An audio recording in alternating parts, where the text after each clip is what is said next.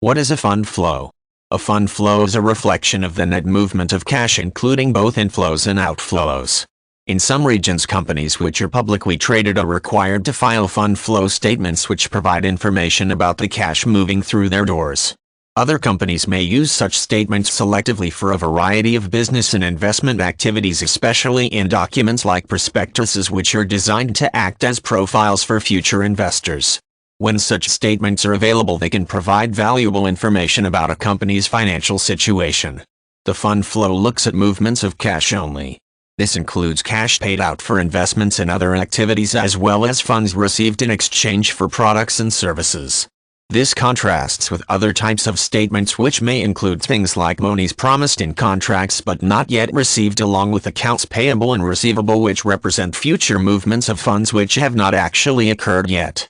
The fund flow statement will disclose the various sources of outflow and inflow. Special notes may be made if there is an aspect of the statement which is unusual or remarkable, as for example if a company had an outflow significantly higher than usual and the company wanted to provide information about this unusual expenditure. Typically, the statement divides inflow and outflow into different categories which are used to subdivide different kinds of income and expenditures. Information about fund flow can be compared against other types of financial statements and disclosures to get a more complete picture of a company's finances and situation. It can also reveal the actual level of cash on hand.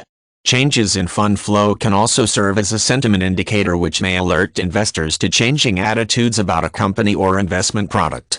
If fund flows start to turn negative, for example, this is usually a bad sign.